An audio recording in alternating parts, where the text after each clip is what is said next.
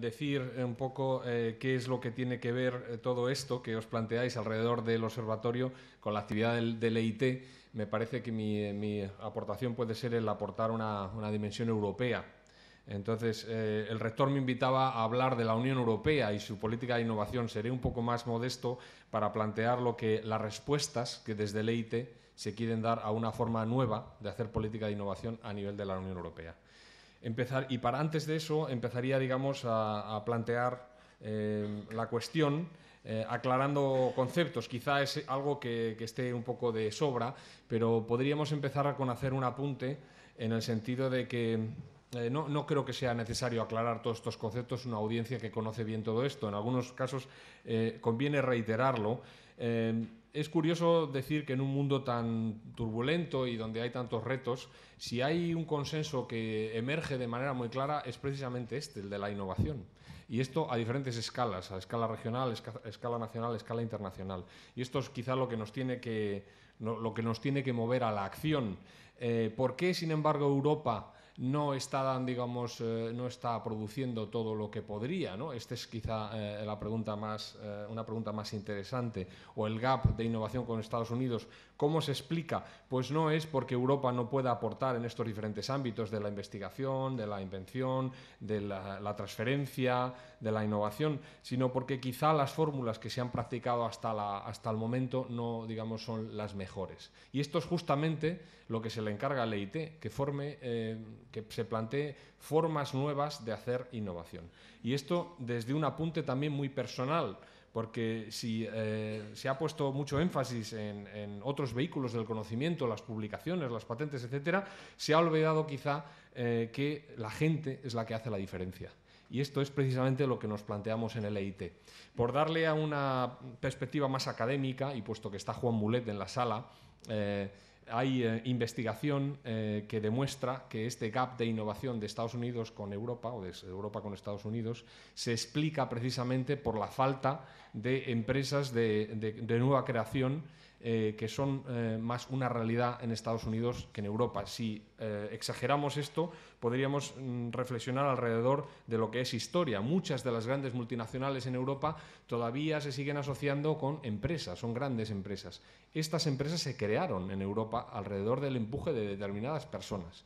Y esto, que es una evidencia, como digo, documentada, el IPTS de Sevilla y el think tank Bruegel, lo plantea alrededor del perfil de envejecimiento de las empresas innovadoras en Europa con respecto a otros países.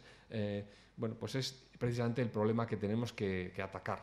Es la gente la que hace la diferencia. Y este fenómeno de la revolución de la sociedad de la información en Estados Unidos, pues efectivamente no ha tenido, si pensamos en los 80 y los 90, no ha tenido el mismo impacto en Europa. Y esto es, como digo, el punto de arranque del análisis que hace el EIT y por el que se nos pide que hagamos otras formas de apoyar la innovación que no sean más de lo mismo. Aquí tenemos una imagen que nos puede llevar un poco a esta reflexión. ¿Qué hay que hacer para que en Europa surjan empresas que sean capaces de vehicular conocimiento y de crear impacto? Hay también investigación en Estados Unidos, en la Kauffman Foundation, que demuestra que todo el empleo neto generado en Estados Unidos viene de empresas que no existían hace 5 años. No es una cuestión baladí de la que estamos hablando, porque generalmente podemos plantearnos, bueno, las empresas, bien, esto hay que tenerlo, pero en Estados Unidos, como digo, son los creadores de empleo. En Europa seguimos pensando que si quiere uno tener un empleo decente, tiene que o seguir trabajando en la universidad, trabajar para el gobierno o una empresa seria. Bien, pues esto me parece que es algo que hay que empezar a cambiar y, si he entendido bien, en el parque se está planteando precisamente esta cuestión, ¿no? Cómo animar, cómo crear las condiciones de contorno para que esta apuesta personal sea una apuesta social que interese a la sociedad y que, por tanto, se le dé el apoyo a estas personas, estos emprendedores, tanto en lo que tiene que ver con el conocimiento como en lo que tiene que ver con habilidades, que esto es igualmente importante. Bien, ¿qué significa todo esto para la misión del EIT o cómo se está planteando desde el EIT el abordar esta cuestión? Bien, pues es una agenda nueva a nivel de la Unión Europea. Si pensamos en investigación y empresa, hay ya muchos esquemas a nivel de la Unión Europea, particularmente el programa Marco, que llevan a este tipo de colaboración sobre la base de contratos, es verdad, con un horizonte muy concreto, sobre esto ya vendré más adelante, pero a nivel de la Unión no ha habido una agenda que movilice al conjunto de las universidades. Y esto es lo que el EIT viene a aportar. Es una institución a la que se le otorga un mandato para articular lo que se llama el triángulo del conocimiento. Si pensamos en campus, si pensamos en incubadoras, en clústeres, esto es una agenda que a nivel local y a nivel regional, con cierta heterogeneidad, ya se practica en ciertos países de la Unión, pero no había hasta la creación del EIT una institución que vehicule precisamente esta apuesta a nivel del conjunto de la Unión. Bien, esto es el discurso, digamos, hacia arriba. Hacia abajo, ¿qué significa? Ya lo decía antes, tenemos que equipar a esta generación nueva de estudiantes con el conocimiento y las habilidades para que sean capaces de crear también innovación sobre la base de su propia voluntad, porque este es el mensaje. La voluntad también cuenta, no solamente cuenta el conocimiento o las habilidades. Y, por tanto, la actividad del EIT tiene que ver con el triángulo del conocimiento, pero desde una visión muy cercana a las personas. Y si por algo tiene que diferenciarse el EIT es precisamente por esta cercanía. Nuestra página web, que quiere ser dinámica, en el futuro tendrá que ser algo muy parecido a lo que hace la Kaufman. Storytelling, gente, casos de éxito. Digamos, esta es la política de comunicación, porque el éxito lleva al éxito y en esta línea tenemos que animar al que ha conseguido poner en marcha algo de esto. Incluso alguien me decía, de los errores se aprende. Un profesor, curiosamente, me decía, es difícil explicar el éxito, porque los éxitos siempre en los diferentes sectores son distintos, pero el fracaso es algo que sí que se puede enseñar, independiente del sector. Bien, por ir un poco más en el detalle, otra vez, si hablamos, trasladar la idea del producto, del mercado, del laboratorio al mercado, todo esto es un discurso que ya nos suena en el ámbito de otros programas que la Unión Europea ha tenido en marcha desde hace mucho tiempo. Más novedoso sea quizá esta cuestión de llevar al estudiante al ámbito del emprendizaje. Y esto, como digo, a nivel del conjunto de la Unión Europea, aprovechando diversidades, sinergias a través de las fronteras, etcétera. Aquí tenemos una perspectiva de lo que el EIT es, que sigue siendo una apuesta joven. Pensemos que el tratado, la resolución fundacional del EIT se aprueba en marzo del 2008. La primera reunión de la Junta de Gobierno tiene lugar en Budapest en septiembre de 2008, curiosamente el mismo día que Lehman Brothers colapsa. Entonces, podéis imaginaros que era un entorno, pues, en fin, curioso, ¿no? para reflexionar cómo plantearse la misión que se les encomendaba a la Junta de Gobierno fundacional. Escasamente, a los 6 meses escasos, se lanza la primera llamada para las comunidades de innovación y conocimiento, sobre las que volveré luego, que son los órganos operativos en la función que se le encomienda al EIT, y que se designan finalmente en diciembre, o sea, escasos 18 meses de la creación del EIT. El headquarters en Budapest se establece en abril de 2010 y en noviembre de 2011, después de una primera agenda estratégica de innovación que plantea la Junta de Gobierno en junio de ese mismo año, la Comisión Europea formula su propuesta de financiación para los próximos años, sobre la que también volveré luego. Más recientemente, en julio, concretamente en septiembre, ha tenido lugar la primera reunión de la Junta de Gobierno nueva, porque el EIT es también los KICs, ya lo diré luego, es una asociación viva. O sea, no es lo que es, sino lo que quiere ser. Y, por tanto, esta es precisamente quizá digamos, lo singular de la institución.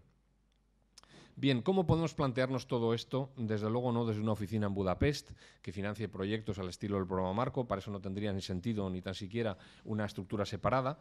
Se plantea alrededor de una innovación en el ámbito de la política de la innovación. Ya lo decía al principio, la forma en la que hasta ahora se ha apoyado este tipo de actividades. Y esto se hace alrededor de las comunidades integradas por socios que vienen de los tres lados, tres vértices, si se quiere, del triángulo del conocimiento. Lo que llamamos las comunidades de innovación y conocimiento, las KICs. El presidente quiere llamarlo fábricas de innovación, porque es verdad, esto se inspira en el ámbito del arte, Andy Warhol, el Art Factory, bueno, pues Innovation Factories, son de alguna manera entes cuya misión no es generar beneficio de la innovación, sino que es generar innovación. Ya explicaré esto luego cómo se plantea. En definitiva, son asociaciones integradas creativas, excelentes, autónomas, esto es muy importante, y con una sostenibilidad a largo plazo. Están distribuidas internacionalmente, pero trabajan alrededor de unas temáticas determinadas para dar respuesta a los retos sociales, como decía al principio, con un énfasis en las personas, en los emprendedores. Bien, ampliaré un poco más esta información que puede sonar un poco abstracta porque es muy práctica. O sea, el EIT crea estas comunidades y les dota de una serie de características únicas comparadas con cualquier tipo de asociación o de consorcio que puedan ustedes conocer en el ámbito nacional o internacional. En primer lugar, el alto nivel de integración, porque estas comunidades, contrariamente a otros consorcios, se constituyen como entidades legales jurídicamente. Esto, lógicamente, supone una complicación. Si uno lee, de hecho, en la literatura de la innovación, estoy mirando otra vez a Juan Mulet, Hagedorn. Bien, la evidencia empírica demuestra que en sectores dinámicos y de alta tecnología, las empresas típicamente apuestan más por contratos. Si queremos exagerar el argumento, si alguien va a trabajar en un sector tradicional en China, es entonces cuando crea una empresa para vehicular su actividad económica. Pero si va a colaborar con una universidad, etcétera, no crea una empresa típicamente, crea una asociación, crea un contrato, en fin, una forma más ágil de relacionarse y de extraer el conocimiento. Bien, el EIT toma, la Junta de Gobierno, en su sabiduría, toma el riesgo y la decisión deliberada de crear estas entidades jurídicamente constituidas. Lo que, ya digo, supone un coste, pero a largo plazo, ya lo veremos, supone también un beneficio. Participan, como ya decía, entidades del Triángulo del Conocimiento. A cambio de esa complicación de crear una empresa para vehicular esta asociación, se les dota de una flexibilidad y de una autonomía que no tiene precedentes comparado con otros consorcios, como ya decía, en particular del programa Marco. Lógicamente hay que darles también estabilidad. No estamos hablando de 3 años, que viene a ser el tiempo medio de un proyecto integrado. Estamos hablando de como mínimo 7 años que va a durar esta asociación con el EIT. Autonomía y flexibilidad en el sentido también de la forma en que se organizan. O sea, se les pide que se integren como entidad jurídicamente constituida, pero no se les dicta cómo tienen que hacerlo. Estamos en el ámbito de la gobernanza innovativa. Se les da también, por tanto, amplio margen para que creen sus estructuras de gobierno. De hecho, estas comunidades tienen una junta de gobierno paralela a la del EIT, tiene todas las características de una empresa, con un director al frente al que se juzga por su gestión. Entonces, pensemos, ya digo, en esquemas existentes hasta ahora, donde básicamente el dinero se otorga en función del gasto. Se pide que se hagan una serie de progress meetings, una serie de entregables. Esta no es la forma de relación con las comunidades. Aquí se les pide que inviertan, no que gasten el dinero del EIT, sino que inviertan y que sean capaces a su vez de arrastrar compromisos no solamente de los socios, sino de otros programas. Esta es precisamente otra característica singular. El EIT otorga solamente el 25%, el 75% de la financiación tiene que venir de otras fuentes, pero no necesariamente solo de los socios. Y este es un apunte también interesante en un momento que se habla tanto en Europa de fragmentación, de coordinación. El EIT toma la apuesta de abajo arriba. Esperamos que las comunidades sean las que alineen agendas de investigación y de innovación. No es una superburocracia la que va a tomar un poco de dinero aquí, otro poco de dinero allá y va a construir pues, una programación conjunta o algo que se aplica mejor en el ámbito de la investigación, pero no de la innovación. Por tanto, una novedad también en lo que tiene que ver con la alineación de agendas, porque son las comunidades las que están, de alguna manera, las que son los motores de esta alineación alrededor de la dinámica del conocimiento presente en cada una de ellas.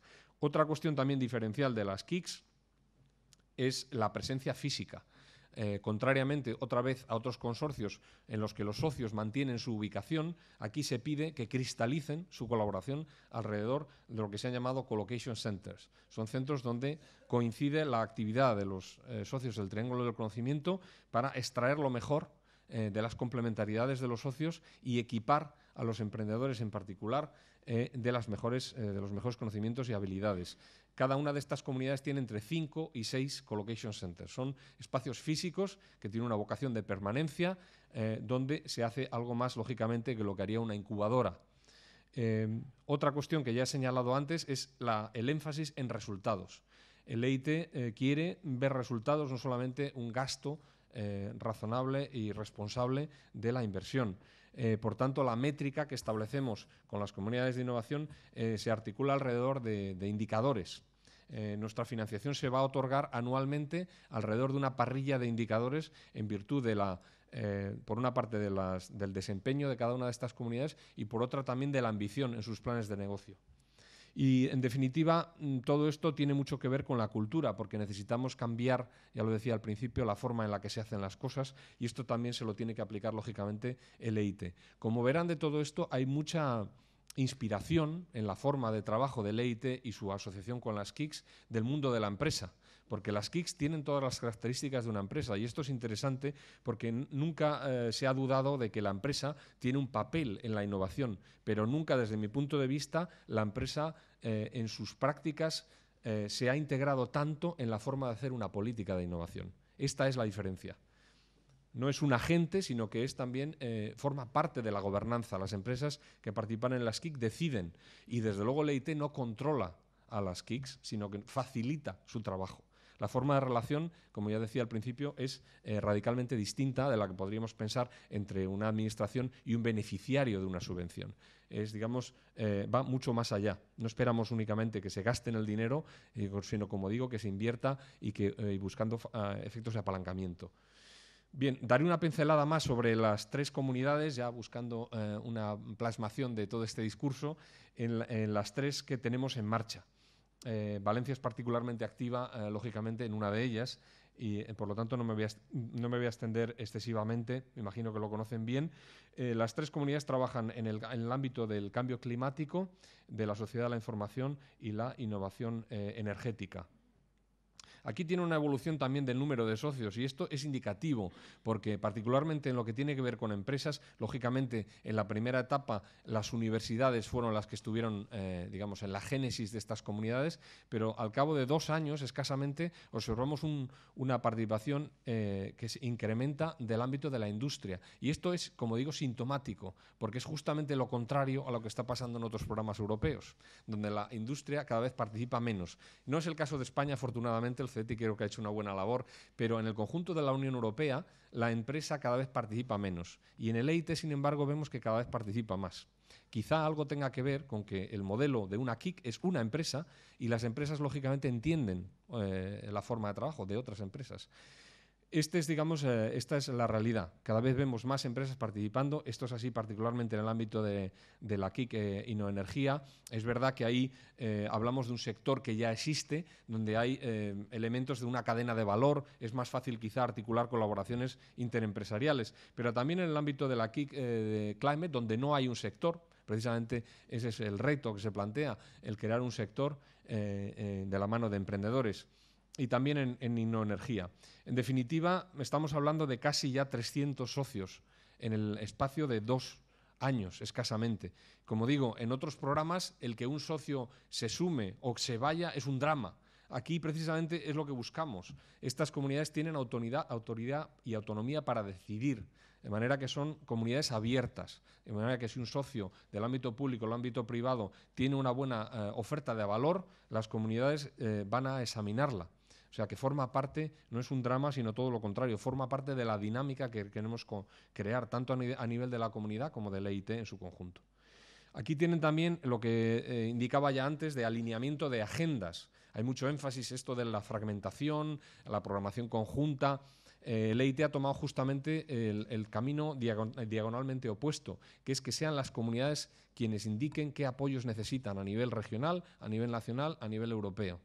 Y aportando, como decíamos, el apoyo también, lógicamente, de sus socios. Ahí se ve cómo esto va evolucionando, de manera que la financiación que viene a la izquierda en cada grupo de columnas del EIT va aparejada, lógicamente, con un apoyo de los socios, pero también un apoyo nacional, que va en aumento, y un apoyo competitivo de otros programas europeos. Con un presupuesto de 300 millones de euros que el EIT tiene actualmente, difícilmente podría crear capacidades nuevas. Entonces, esta es otra cuestión fundacional, construir sobre las capacidades existentes y beneficiarse a través de los socios de otros programas que puedan movilizar de manera competitiva. Y esto, como vemos, está produciéndose. Si pensamos, por ejemplo, en el efecto de apalancamiento, por cada euro de inversión del EIT, básicamente estamos viendo 1 euro de inversión nacional. algo menos de inversión comunitaria y algo más de inversión de los propios socios. Este es el efecto que se quiere. No hablamos solo de cofinanciación, es una apuesta de concertación liderada desde la propia comunidad, de financiación del EIT, de otros fondos comunitarios y de sus propios socios. Bien, voy a entrar un poco más en el detalle de lo que es la composición de las KICs. En primer lugar, la Climate, hablamos de las empresas y los centros de investigación, las universidades más excelentes de Europa. Por darles un ejemplo, el presidente de la Junta de Gobierno, porque todas estas comunidades, como digo, tienen un primer nivel de una asamblea de los socios y tienen un nivel ejecutivo que es mi homólogo, de alguna manera. Bien, pues el presidente de esta Junta de Gobierno, John Schellhuber, es miembro del panel del cambio climático, es asesor de la canciller Angela Merkel. O sea, no estamos hablando de gente, digamos, de bajo nivel, ni mucho menos, pero es verdad que hay mucho hueco para hacer luego también innovación sobre el terreno. Una cuestión interesante, por ejemplo, es el aeropuerto de Schiphol, que es una ciudad desde el punto de vista también de la demanda de innovación, no solamente de la oferta. Y bueno, pues, ¿qué voy a decir? La Comunidad de Valencia tiene mucho que aportar y me consta que dentro de esta constelación de los centros regionales, pues de alguna manera la joya de la corona, en palabras de la directora, de Mary Ritter, que me escribía ayer un correo. Bien, este discurso hay que trasladarlo lógicamente en práctica y las comunidades tienen que articular su oferta tanto en materia educativa, en materia de innovación, como en materia de emprendimiento. Sobre esto volveré más adelante porque tengo ejemplos concretos que darles de manera agregada para el conjunto de las tres comunidades. ICT Labs, otra vez, Henning Kargeman es el presidente de SAP, una de las empresas, y están todos los campeones nacionales en este ámbito. El reto pueda ser cómo hacerles trabajar juntos en algo cercano a la innovación abierta que apuntaba el rector. Y ellos también han creado, por ejemplo, una cuestión interesante, un máster que asocia el conjunto de universidades, un conjunto de 20 y tantas universidades de la Unión Europea, y en el que la decisión sobre los estudiantes participantes la toma la KIC, no la toman los rectores. O sea que esto es otra vez un indicador de hasta qué punto hay universidades abiertas a poner en común la forma tradicional de hacer las cosas y llevarlas a un punto de eficiencia mayor. La KIC InnoEnergy, el CEO es español, Diego Pavía fue director de Atos Origin, y Carl Zigan pues es una persona de gran prestigio también al frente del Instituto de Karlsruhe. Otra vez, cada una de estas comunidades genera su oferta alrededor de las dinámicas de conocimiento y cada una es distinta, y esto es precisamente lo que queremos, porque no es otra vez una inversión para regular lo que las KIC tienen que hacer. Esperamos que las KIC creen esquemas nuevos de hacer innovación. No es la visión del administrador del incentivo o del instrumento que lógicamente pues piensa que tiene que ser lo mismo para todos. Es al revés. Esperamos que las KICs generen nuevas formas de hacer innovación, con un énfasis en las personas. Aquí tenemos algunos ejemplos. Ya en el primer año, el que Climate KIC organizó un curso de verano, pues algunos de los estudiantes presentaron sus planes de negocios y lograron inversiones complementarias de otros organismos internacionales. Y esto es estimulante porque no es solamente la inversión del EIT, sino que convencen estos planes de negocio a otros inversores. Esto nos indica, lógicamente, solamente evidencia parcial, o sea, una evidencia anecdótica, pero nos indica que estamos en la buena vía. ICT Labs, el mismo argumento, pero a la escala de la cofinanciación o el alineamiento de agendas con el gobierno francés. La financiación del EIT apalancó una financiación paralela del gobierno francés alrededor de testbeds. Esto mismo se ha producido con Alemania, con un campus del software que Angela Merkel ha encomendado a ICT Labs, de manera que algunos países están viendo en estas KICs la puerta hacia Europa. Y esto también es el proceso interesante, ¿no?, que se está generando, como decía, de abajo arriba. Todo lo contrario de lo que se está planteando en otros ámbitos. La KIC InnoEnergy tuvo un éxito importante también a la hora de atraer estudiantes. Ya el primer año que lanzó los programas de educación, pues consiguió casi 4 veces, más de 4 veces el número de estudiantes por las plazas que podía otorgar. Y gran parte de ellos venían de otros países del mundo. Por tanto, no todo el mundo ya va a Estados Unidos, al MIT. Algo se está produciendo cuando estamos atrayendo estudiantes y talento de otros países. El reto puede ser, lógicamente, cómo retenerlo. No solamente participar en el programa, sino que creen también negocio y riqueza aquí. Aquí tenéis las cifras agregadas. Lógicamente, la pregunta del valor del coste-beneficio en este momento sería equivocada porque estamos todavía invirtiendo. Si recordamos que Leite es una startup o que tiene las características de la forma de relación de una empresa con sus KIC, etcétera, 2 años no es nada. Quien se dedica a esto sabe que para generar una empresa necesitas 3, 5, 7 años dependiendo de los sectores. Pero ya las cifras agregadas ya son estimulantes. Pensemos, por ejemplo, en el número de estudiantes, que alrededor de 2 años tengamos ya más de 1000 estudiantes con una oferta de programas de educación nueva, pues yo creo que es prometedor. El número de startups también, el número de patentes registradas alrededor de la actividad de las KIC, pues se presenta de una manera bastante decente, diría yo, con otros programas europeos que movilizan una financiación mucho mayor. Aquí tenéis el mapa de centros de colocation a los que me refería antes. Lógicamente, como LEIT, los KICs trabajan para Europa y también los colocation centers. Quiere decir que el hecho de que estos colocations estén ubicados en determinados lugares no significa que solo trabajen para el entorno local. Tienen que trabajar para atraer talento de otros países, también de Europa, y por tanto generar beneficios para el continente, porque la financiación del EIT viene de todos los ciudadanos europeos. Sobre esto ya volveré más adelante. En definitiva, creo que se ha hecho un buen trabajo estableciendo estas 3 primeras KICs, más de 200 socios, con una movilización de financiación importante, un factor casi de 4, y, en definitiva, una forma de construir política de innovación radicalmente distinta de lo que se ha planteado en otros ámbitos. Esto quiere decir que tiene que haber futuro para la EIT. Queremos pensar que hay futuro y, desde luego, la propuesta presupuestaria que se ha hecho para las próximas perspectivas financieras parece que así lo indica. El punto de partida, ya lo apuntaba al principio, es la Agenda Estratégica de Innovación que la Junta de Gobierno y la Comisión ha planteado para la próxima etapa. El EIT formará parte integral del Horizonte 2020 con características propias y estará integrado en uno de los 3 pilares del Horizonte 2020, que son los retos sociales. Estos son los leitmotivs de la apuesta del EIT en este Horizonte 2020. 2 palabras claves: inversión e impacto. Inversión en las KICs actuales, pero también en las futuras, e impacto, porque para nosotros gastar el dinero no es suficiente. Las temáticas son estas, todo esto se está discutiendo en el Consejo y en el Parlamento. Va a haber seguramente dos ondas de nuevas KICs, dos grupos de KICs, una en el 2014 y otra más adelante en el 2018. Todo esto puede cambiar, lo que esperemos que no cambie es el presupuesto. Estamos hablando de un factor de 10 con respecto al presupuesto que se encargó a la EIT en esta primera etapa. 3 billones. Esto puede parecer mucho, pero si nos referimos al principio con el gap de innovación y si el diagnóstico es ese, pues yo creo que es justo que se otorguen los medios para la ambición del proyecto. Y sigue siendo una cantidad pequeña comparada con el Horizonte 2020.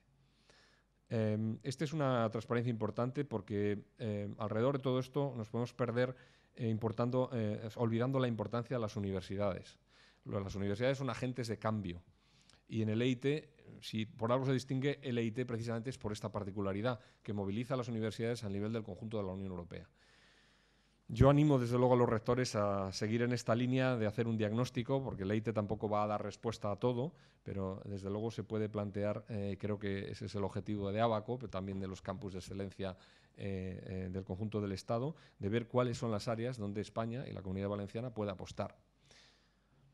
Bien, más allá de las KICs hay también vida, y este es el último mensaje, porque el EIT, lógicamente, no es una línea presupuestaria ni es un programa, es un instituto. Y esto significa que incluso aquellos que no participen en los KICs tienen que ver el interés, tienen que tener algún tipo de beneficio. Y esto es precisamente una cuestión sustantiva, otra vez, que explica que hay un headquarter separado en Budapest. ¿Qué significa esto? Pues que el EIT tiene que ser distinto en lo que hace y en la forma en que hace. Primero, en lo que hace, y esto ya me he referido antes, primero la educación, porque los programas europeos, pues contrariamente a los de otras universidades en Estados Unidos, no han hecho quizás suficientemente énfasis en el emprendizaje, en la educación para el emprendizaje. No queremos vino viejo en botellas nuevas, sino que sean programas efectivamente que dediquen un contenido importante a la formación no solamente de conocimientos, sino de talento, de habilidades, etcétera. Una agenda también importante es precisamente esta, el emprendizaje. El EIT ha lanzado un premio, estamos constituyendo también una mesa redonda de grandes figuras, porque también ponía la imagen de Bill Gates, pero también hay grandes emprendedores en Europa y necesitamos también animar a aquellos que quieren lanzarse pensando en mentores de gran nivel que tengan pasaporte europeo. Y por último, la agenda de innovación de clase mundial. Y este es un tema importante, porque si de estas operaciones a nivel de los collocations, de los KICs, del EIT, surgen empresas que tienen escala local o nacional, algo está mal. Porque si no todas, alguna de estas empresas tienen que llegar a ser líderes mundiales. Y desde luego corresponde al EIT el crear las dinámicas en la relación con las KICs, etcétera, para que esto se vaya produciendo. Esto significa que nuestra inversión tendrá que venir acompañada de venture capitalist, etcétera. También tendremos que establecer métodos de control con las KICs, pero es una agenda importante. Por tanto, 3 agendas temáticas específicas de lo que el EIT hace comparado con otros programas europeos: educación, emprendizaje, innovación de clase mundial.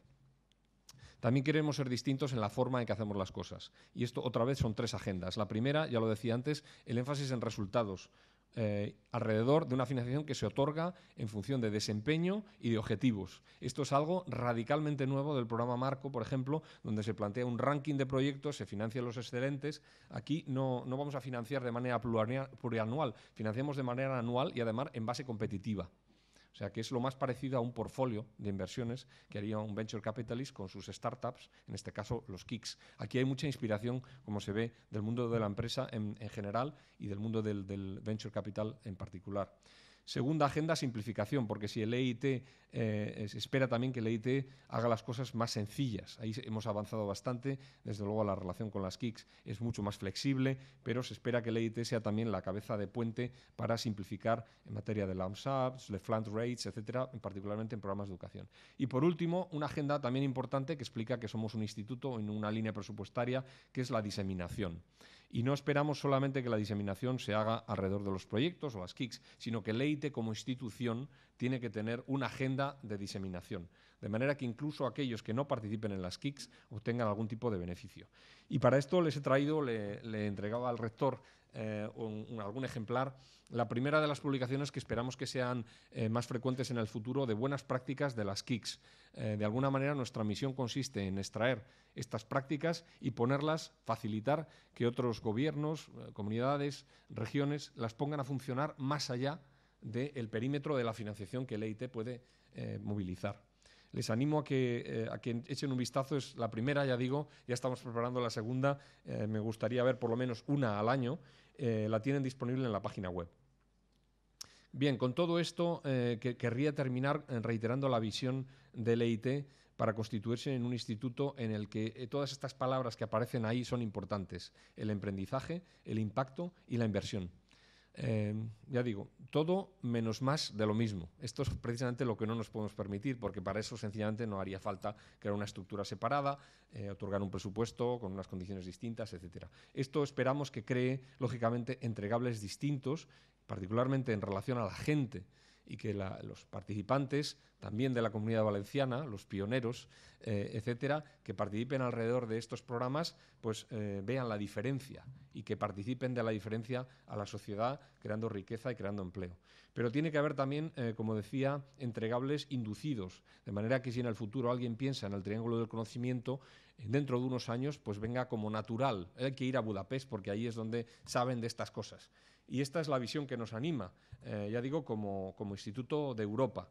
Y yo estoy al principio de mi mandato, pero quiero pensar que dentro de unos años, y quizá en el largo plazo, pues la gente mire a todo esto que hoy parece así como muy abstracto y como más demostración del querer, ¿no? Que del ser, que lo mire como una cuestión natural y que digan, bueno, pues esta gente finalmente hizo una labor razonable, tenía mucho sentido, algo que digamos que ya está más que asumido, y ahí están los resultados.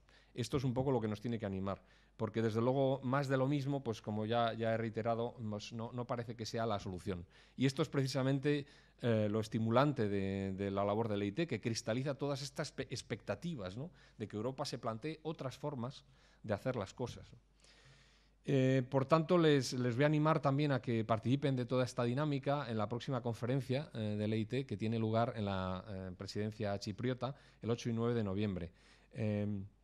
Para nosotros es importante recoger estas expectativas y que hoy vengo aquí a aportar una dimensión europea. Quizá puedan participar en esta conferencia aportando su dimensión regional. Ya digo, estamos al principio de un camino y creo que hay mucho recorrido. Hay que hacer un diagnóstico para ver cuáles son las fortalezas, porque esto no va a ser la solución para todo. Hará falta siempre hacer innovación de clase local, nueva para la empresa, nueva para el sector, capacitación tecnológica, eso nadie lo pone en duda. Pero la IT creo que tendrá su lugar y quizá también pues, la Comunidad Valenciana y el conjunto del Estado pueda hacer un diagnóstico para decidir qué es lo mejor que pueda aportar para construir este instituto del futuro. Termino con algunos de los eslóganes en los que insistimos en el EIT y que tienen que ver con esto que les decía, de poner voluntad, porque no es solamente el saber, es el querer hacer. Y esto es precisamente, como digo, lo estimulante del EIT. Todo el mundo espera que el EIT haga algo distinto. Y desde luego, por mi parte, no va a quedar, en esas estamos. Muchas gracias.